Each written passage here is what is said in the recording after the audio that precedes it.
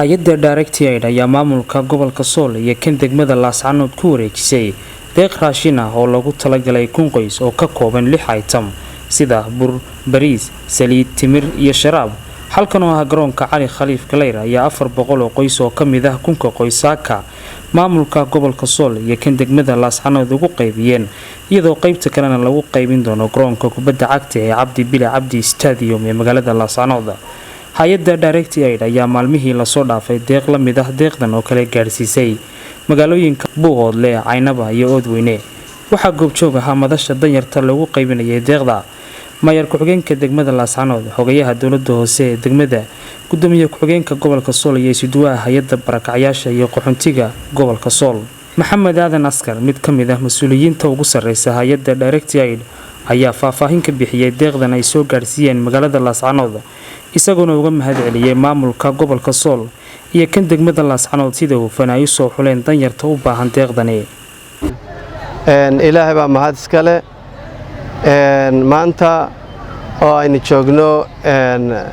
caasimadda gobolka Sool degmada Laascaanood waxa runtii farxad weyn noo ah haddaan nahay hay-adda Direct Aid in aanu ku bixinayno deeqdii raashinka ahayd ee aanu ka soo bilownay gobolka Daadmadheedh aanu ku soo bixinay Buuqoodle, aanu ku soo bixinay Caynaba iyo Saraar, maantana aanu joogno Laascaanood. runtii farxad weyn bay noo tahay inaanu maanta la joogno mas'uuliyiintii gobolka degmada Laascaanood iyo guud ahaan gobolka Sool, barasaabka, maayir ku-xigeenka, isuduwayaasha iyo xildhibaanadaba. runtii aad iyo aad baan uga mahadcelinaynaa iyo taliyaasha ciidamadaba sida wanaagsan ee hawshan ay nooga gacan siiyeen qorsheynteeda runtii ay lahaayeen, iyagoo runtii raashinkan dadkii u baahnaa u mudnaa aanu rajaynayno inay runtii ay soo xuleen. goobtan waa goob ka mid ah goobaha raashinka lagu qaybinayo. raashinka runtii aanu soo gaarsiinay waa 1,000 qoys oo ka kooban 6 item oo raashinka daruuriga ama asaasiga ah. aad iyo aad baan runtii ugu mahadcelinaynaa mas'uuliyiinta guud ahaan gobolka sida runtii waxa iyadana runtii nala jooga oo dhinacan iga xiga xafiiska ama isuduwaha hay-adda barakacyaasha oo runtii iyaduna qayb ka ah hawshan. dhammaantood mas'uuliyiinta aad iyo aad baan ugu mahadcelinay. mayor ku-xigeenka degmada Laascaanood Axmed Koote iyo xogayaha fulinta dowladda hoose Boos Tubad Boos, barasaab ku-xigeenka gobolka iyo isuduwaha barakacyaasha gobolka Sool Maryan Cabdilaahi Warsame ayaa si isku mid ah ugu mahadceliyay hay-adda Direct Aid deeqdan ay soo gaarsiisay magaalada Laascaanood, iyagoona faray hay-adaha deeq-bixiyaasha ahi inay yimaadaan gobolka Sool iyo degmada Laascaanoodba. وبعد إلهي سبحانه وتعالى وما هذا إسكاله مرلبات كواسلام يا مسؤولين تا hay-adda Direct Aid iyo mas'uuliyiinta gobolkaba bacda salaan maanta waxaan joognaa magaalada Laascaanood waxaanu ka gudoonay hay-adda Direct Aid 1,000 qoys oo ay ugu talagaleen gobolka Sool gaar ahaan degmada Laascaanood. 1,000 qoys oo ayna soo gaarsiiyeen goobtan aanu joognaa imika waa goob ka mid ah qayb lagu qaybinayo macaamimadana soo gaadhay oo uga mahadcelinaynaa hay-adda. waxaad moodaa inay keeneen waqtiga ugu habbooneed ee dadku abaarta ka soo noqdeen oo abaar baahsan gobolka ka dhacday dadkuna ay u baahan yihiin. waa mahad leh. marka xigta waxaan u mahadcelinaynaa hay-adda Direct Aid oo Maxamed Aadan iyo ay ka mid yihiin iyo Oday Shariif. runtii aad baan ugu faraxsanahay. wax weyn bay noo tahay inaan dad masaakiin oo 1,000 qoys oo raashinka waliba fiican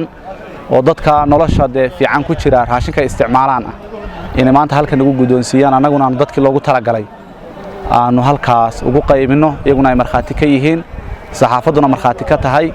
haddaanu nahay maamulka heer degmo iyo heer gobolba waxaan diyaar u nahay inaanu soo celino oo si fiican aan ula shaqeyno hay-adaha gobolka imaanaya. runtii waxaa la yiraahdaa gobolku waa amni darro ama hay-adu way diidan yihiin. waxaan u ballan qaadaynaa hay-adaha inaan si fiican ula shaqeyno. amnigana magaalo kasta wax waa ka dhacaan, laakiin ma aha cunaqabatayn ku noqoto oo la yiraahdo halka ma tagi karno. annaga hay'adda halka wax noo keenta annaga mas'uuliyaddeeda iyo amnigeeda qaadayna dadka shacabkaana wixii loogu talagalay insha Allah si fiican oo transparency ay u gaaraysa oo muuqata runtii waa baahi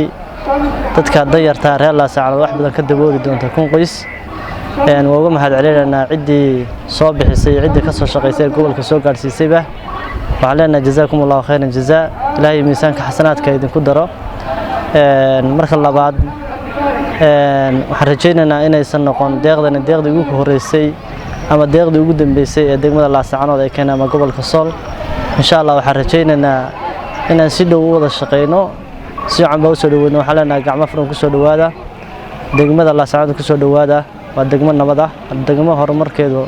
hadda meel fiican marayo insha Allah waxaan rajaynaynaa inaad ku soo noqon doontaan degmada Laascaanood insha Allah diraahaymo laakiin waxaan oran lahayn dadku inta waa ka badan yahay dhibaataduna inta waa ka badan tahay hay'adda directed waxaan ka codsan lahayn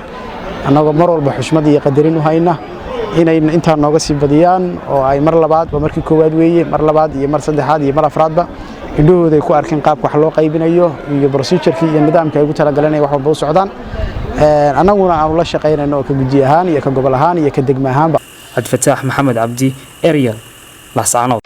dahabshiil oo la jaan qaadaya isbeddelka tiknoolajiyadda kuna fududaynaya hanaanka aad lacag u diri karto waxa uu hadda kuu soo kordhiyey in marka aad lacag dirayso aad ku bixin karto kaarkaaga bangiga dhammaan xarumaha dahabshiil ee qaaradda Yurub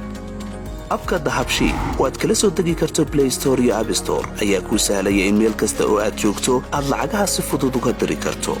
sidoo kale website-ka dahabshiil ayaad si fudud lacag uga dhex diri kartaa goob kasta iyo goor kasta